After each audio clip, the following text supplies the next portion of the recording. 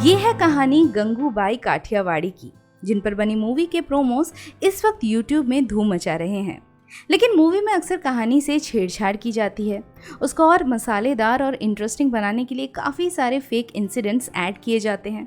Boring ना बन जाए इसलिए काफ़ी कुछ एडिट करके निकाल भी दिया जाता है और अक्सर रियल कैरेक्टर्स एक स्टार फेस के अंदर छुपे रह जाते हैं।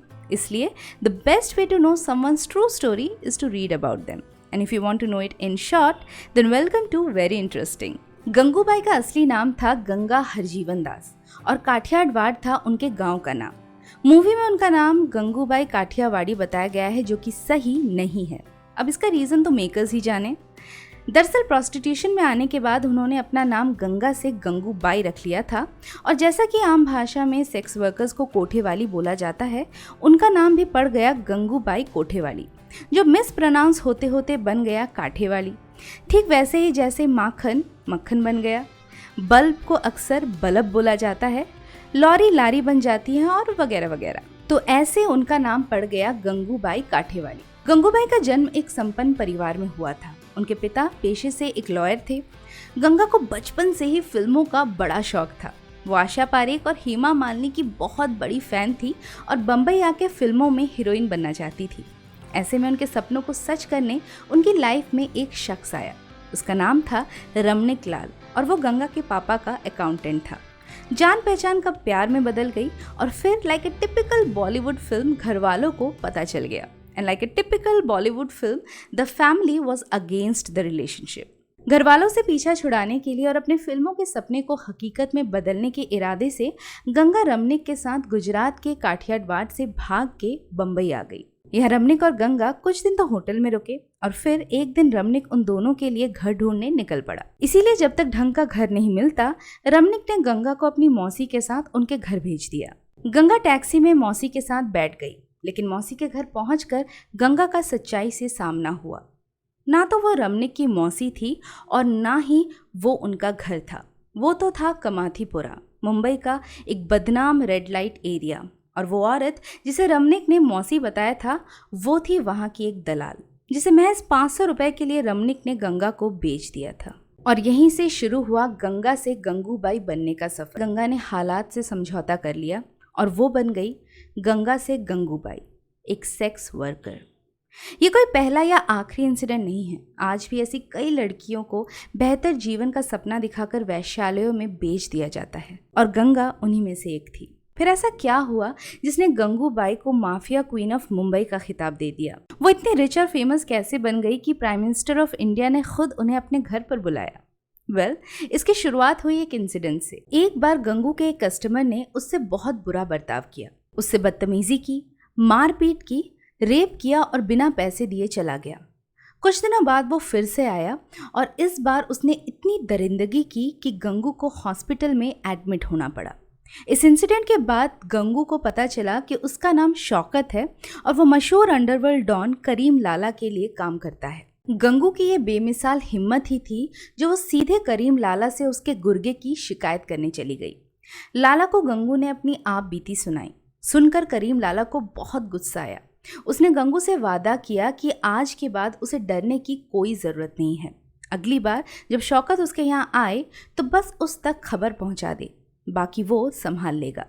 करीम लाला की बातों ने गंगू को इतना सुरक्षित महसूस कराया कि जाते जाते उसने अपने पर्स में से एक धागा निकाल के उसे पहना दिया और कहा कि आज से आप मेरे भाई हैं। कुछ दिनों बाद शौकत दोबारा वहां आया और इस बार गंगू ने करीम लाला तक इस बात की जानकारी पहुंचा दी। बस फिर क्या था, करीम लाला ने पूरे कमाथीपुरा के सामने शौकत की वो पिटाई की कि वो दोबारा कभी वहां दिखाई नहीं पड़ा।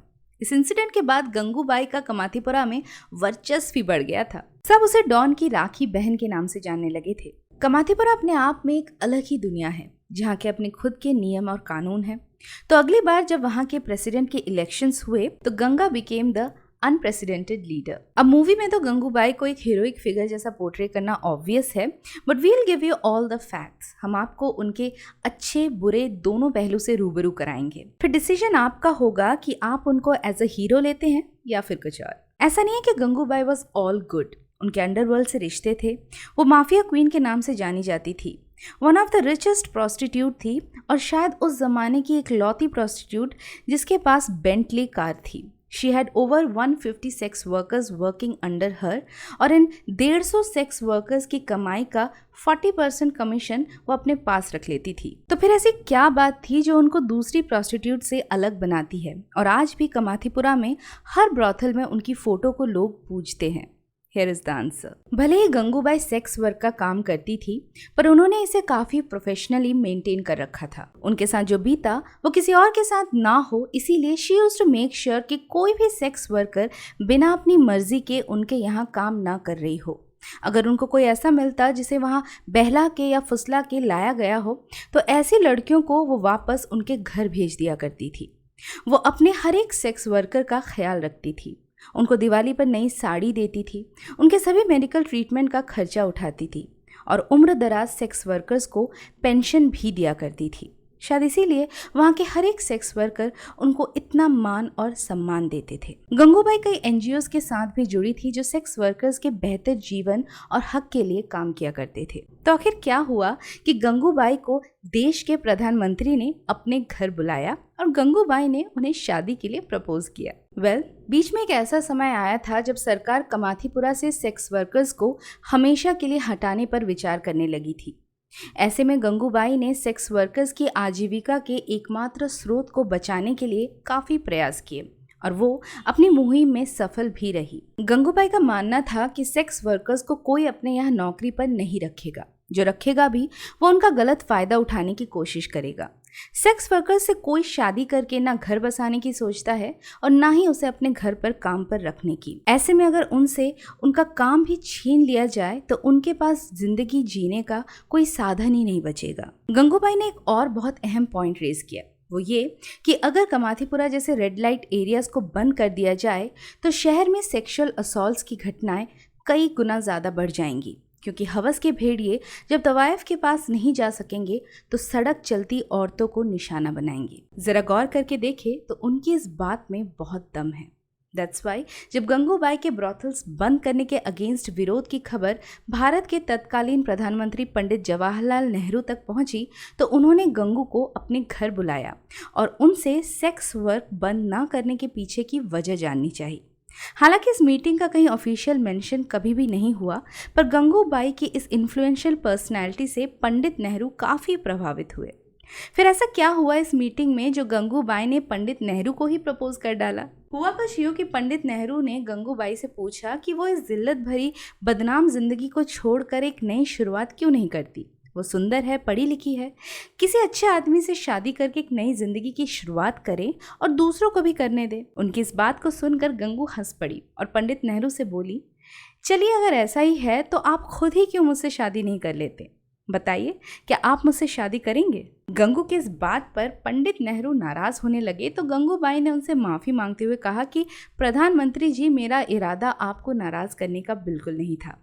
ये कहना बहुत आसान है कि शादी करके घर बसा लो, लेकिन सच्चाई तो यही है कि हम जैसे सेक्स वर्कर से कोई भी भला मानुस कभी शादी नहीं करना चाहेगा। मैं तो बस अपना पॉइंट साबित करना चाहती थी और आपकी नाराजगी से ये साबित भी हो गया। पंडित नेहरू समझ गए कि गंगू की बातों में सच्चाई है, वो सच्चाई जो सिर्फ उन बदनाम गलियों में रहने वाले ही जान सकते हैं। तब वो दिन था और आज का दिन। कमाथीपुरा आज भी मुंबई का सबसे बड़ा और सबसे पुराना रेड लाइट एरिया बना हुआ है। बस अफसोस इस बात का है कि आज भी न जाने कितनी गंगा है जिन्हें उनके घरों से बहलाकर फुसलाकर एक बेहतर कल का सपना दिखाकर यहाँ बेचा जा रहा है। बस अफसोस इतना है कि आज उनके बीच में कोई गंगू नहीं है जो उनके हक के लिए प्रधानमंत्री तक पहुँच जाए। एक प्रोस्टिट्यूट हमारे समाज का हिस्सा नहीं होती है, लेकिन गंगूबाई जैसी प्रोस्टिट्यूट से समाज बहुत कुछ सीख जरूर सकता है। अपने और दूसरों के हक के लिए लड़ना बिना डरे, बेखौफ, फिर चाहे उसके लिए किसी डॉन से शिकायत करनी पड़े या किसी प्रधानमंत्री से। हमें पता है कि प्रॉब्लम कहाँ है, लेकिन अक्सर ये सोच के हम कुछ नहीं करते कि मेरे अकेले के बोलने से क्या फ़र्क पड़ेगा, या मैं एक अकेला आदमी हूँ, मेरी एक आवाज़ उठाने से क्या होगा, मुझे तो आसानी से ही दबा दिया जाएगा। सोचिए अगर यही बात गंगूबाई ने करीम लाला जैसे डॉन के पास जाने से पहले सोचा होता या पंडित नेहरू से मिलते वक्त सोचा होता, तो क्या आज आप और मैं उनका नाम भी जान पाते। हमारी सभ्य सोसाइटी में जब दो लोग सड़क पर आपस में लड़ रहे होते हैं तो अक्सर बालकनी से देखकर सभी अपने अपने घरों में घुस जाते हैं। वहां दूसरी ओर एक प्रोस्टिट्यूट अपने समाज को बचाने के लिए इतनी हिम्मत दिखा सकती है। यह मुझे और आपको ये दोबारा सोचने की जरूरत है कि क्या हम वाकई उनसे बेहतर हैं।